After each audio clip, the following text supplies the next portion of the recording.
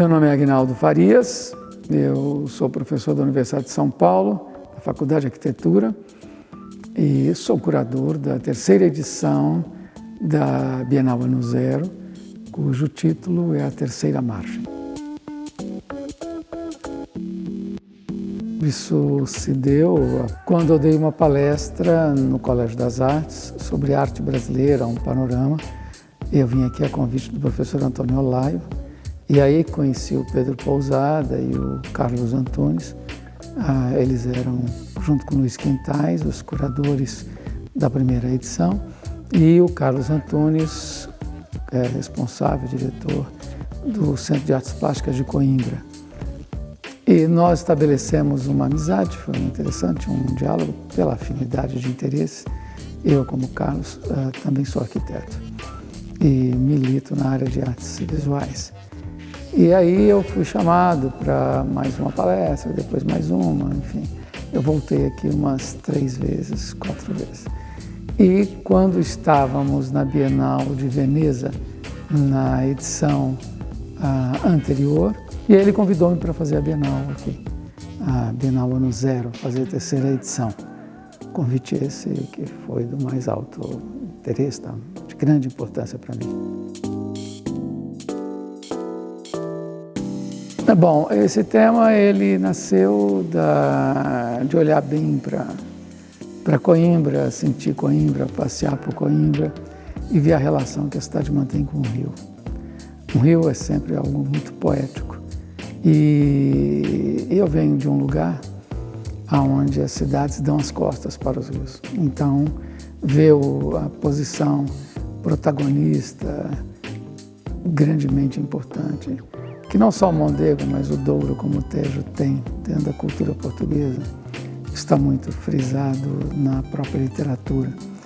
E aí eu pensando nessa relação, na cidade cortada por um rio, lembrei-me de um conto, do qual eu sempre me lembro, uma narrativa curta do João Guimarães Rosa, A Terceira Margem do Rio, que é uma história belíssima e enigmática, como convém a uma boa obra de arte, que é a história de um homem que se recusa a viver com a família, enfim, no mundo cotidiano, constrói um barco e vai para o meio do rio, que fica vizinho ao lugar onde ele mora. Ele é da população ribeirinha, de um lugar impreciso, não se sabe ao certo onde é que é, nada disso é nomeado.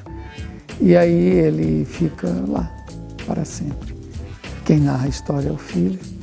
Este homem, então, é forte a imagem da descontinuidade, face à continuidade do rio, a ideia de tempo que o rio carrega de um fluxo contínuo e a ideia desse homem em suspensão, fora do tempo e do espaço que nós habitualmente vivemos.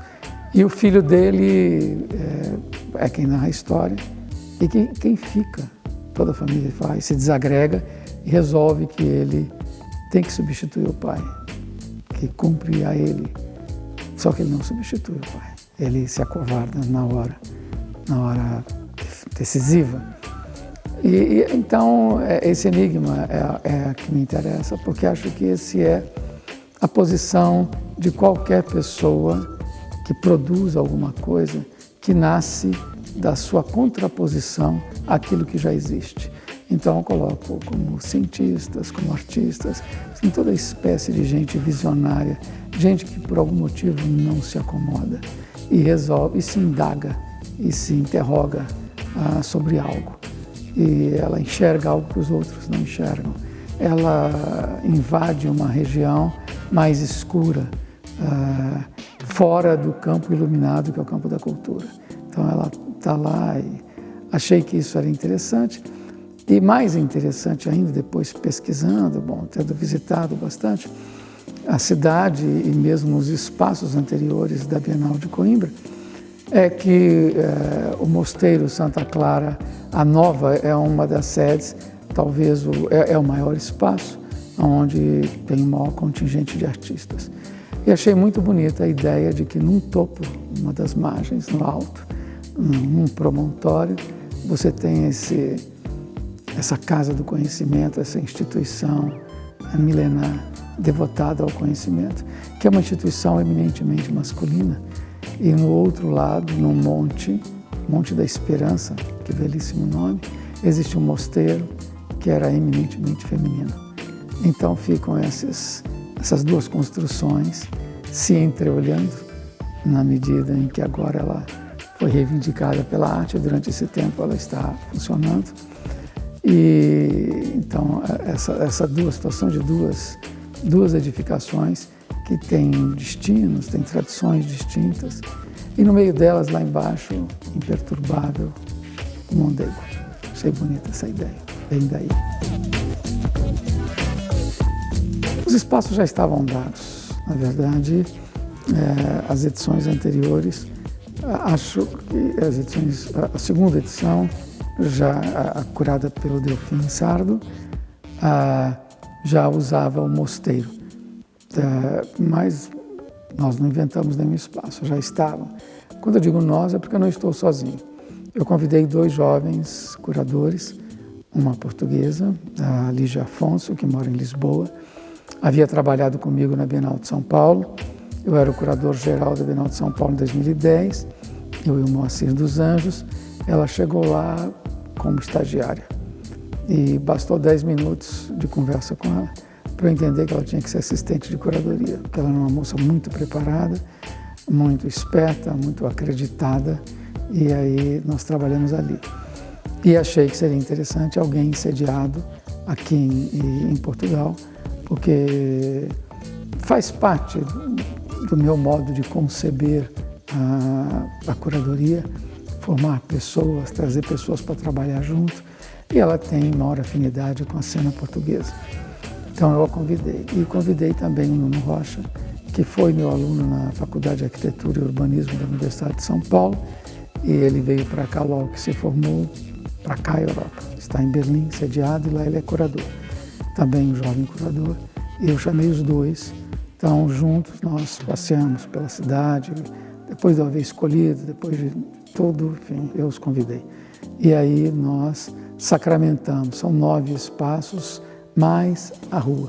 Porque a artista turca, Merit Algum, fará alguns outdoors, alguns cartazes que serão expostos na cidade, que ficarão na cidade. Os espaços têm singularidades, têm particularidades. A bem dizer, o espaço museológico mais preparado para receber obras, enfim, mais convencionais é o Colégio das Artes.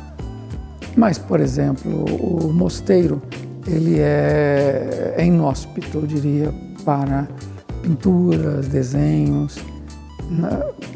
Há pinturas e desenhos, mas elas são mais fortes, não são aquelas que exigem condições especiais. Nesse sentido, houve uma adequação entre artista e lugar. Mas a importância era dentro daquilo que nós estávamos buscando, dentro do compromisso com a Bienal, com a inquietude, com a transgressão, com a especulação mais livre. Foi isso que nos moveu.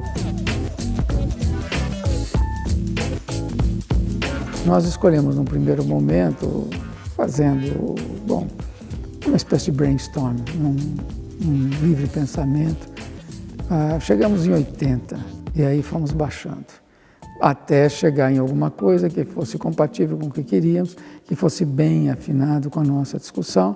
Discussão essa, veja, nós não queríamos trabalhos que fossem ilustração do conto, mas trabalhos que de alguma maneira apostassem numa situação de instabilidade, que tivessem também alguns a questão do silêncio, ou da passagem, do isolamento, da travessia, da determinação, porque tudo isso são questões que estão presentes dentro do conto. Então nós chegamos em 39 artistas, quer dizer, tem todos esses pressupostos estéticos que nós fomos utilizando como parâmetros, mas ao mesmo tempo também olhávamos para o orçamento, é claro. Tem que ter pé no chão, fio terra o tempo todo ligado, para não fazer loucuras, disparates, para não ser coisas incompatíveis. Então chegamos em 39 artistas, 15 deles são portugueses de toda Portugal e um grande contingente de jovens e alguns artistas mais maduros, como Ana Bogueia, que é artista armênia-egípcia, como Steve McQueen, que é um britânico que reside na Holanda. Não sei se resiste ainda, se vive lá ainda, porque eles mudam, hoje muda-se muito de lugares. Susan Hiller, que inclusive já faleceu, Daniel Senise, José Espanhol, enfim, tem artistas de diversas gerações, mas tem um grande número de jovens artistas. Uma exposição, ela é sempre uma equação que você tem que resolver vendo os espaços, os recursos financeiros e como é que você pode conjugar isso com uma discussão poética que seja sofisticada e interessante. Então isso é um grande desafio. É um grande desafio também porque trata-se da Bienal Ano Zero. É a Bienal Ano Zero porque ela fica de olho, tem como referência o momento em que Coimbra foi elevada à condição de patrimônio da humanidade. Então, é uma instituição muito antiga e referencial no mundo inteiro. E é preciso deixar muito claro, sempre, que, embora tenha muita tradição, ela está comprometida com a produção de conhecimento. E, além da produção de conhecimento científico, é importante que ela chame a atenção pela produção artística, não só como centro de difusão. Nós temos aqui o Colégio das Artes, que tem uma importância muito grande. O Círculo de Artes Plásticas de Coimbra é a instituição mais antiga devotada às artes visuais contemporâneas de toda Portugal. Nós pegamos essa trilha. Então, a minha ideia era que precisávamos honrar isso e ressaltar, reiterar, corroborar a importância da arte dentro desse processo.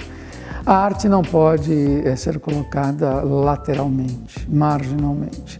A arte tem que estar no centro do nosso debate. Tem que ocupar um espaço tão importante quanto a ciência. A ciência, ela dá respostas, a arte faz perguntas. Ela propõe questões e você mede a qualidade de uma cultura e de uma civilização pelo nível de perguntas que ela faz, de proposições, pelo seu atrevimento, pela sua ousadia. E, sob esse ponto de vista, cientistas também são artistas, em uma certa medida. Aliás, foi o Pessoa que escreveu que a Vênus de Milo é tão bela quanto o binômio de Newton. O que não há é gente que dê por isso. Então é preciso que as pessoas se deem por isso. E sob esse ponto de vista, é muito importante apresentarmos a arte como a fronteira da consciência, da sensibilidade e, portanto, da expressão. Porque aquilo que nós sentimos é também aquilo que nós expressamos. Nós aprendemos a ver, aprendemos a ouvir, aprendemos, enfim. Os nossos sentidos são estimulados a partir do que convivemos, daquilo que lemos, daquilo que, enfim, efetuamos relações. Mais uma vez, Pessoa, o que em mim sente, está pensando. Então, é preciso elevar o nível muito sofisticado das coisas, apresentando o que há de mais relevante, não tudo o que há, uma pequena parcela do que há de relevante sendo produzido hoje, para que as pessoas se inquietem, para que elas entrem em contato com isso, ainda que não entendam à primeira vista, porque a ação da arte pode ser muito lenta, contra um mundo muito rápido, onde a vacuidade parece ser a tônica. A relação da arte é de outra ordem, ela impõe uma outra ordem. Então, o que nós estamos mostrando não é entretenimento. Tem um componente de entretenimento? Tem, isso não é mal. Mas, no geral, fundamentalmente, são trabalhos que fazem pensar.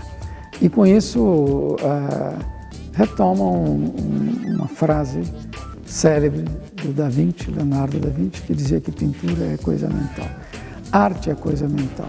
Não é feito apenas para os sentidos, embora o que em mim sente está pensando, mas atenta para uma região mais profunda de nós mesmos.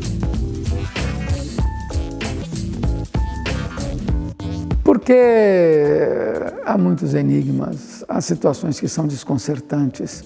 Isso faz muito bem para a saúde mental. É preciso que nós nos coloquemos desafios. É preciso que nós saiamos da nossa inércia, dessa postura narcisista de que eu só gosto daquilo que eu já gosto. De que, por exemplo, eu odeio conhecer gente que eu não conheço. É preciso que nós nos rodeemos daquilo que não nos pertence. Como escreveu no Manifesto Antropófago o grande Oswald de Andrade, que é uma peça fundamental para nós, brasileiros, mas isso serve para toda a língua portuguesa, claro, porque somos uma mesma nação, porque a nossa pátria é a nossa língua. Ele escreveu que me interesso por tudo aquilo que não me pertence. Então a ideia é se apropriar, é visitar, para ir em direção a coisas que ele sequer imaginava, ele público, que existisse. E isso é uma grande beleza.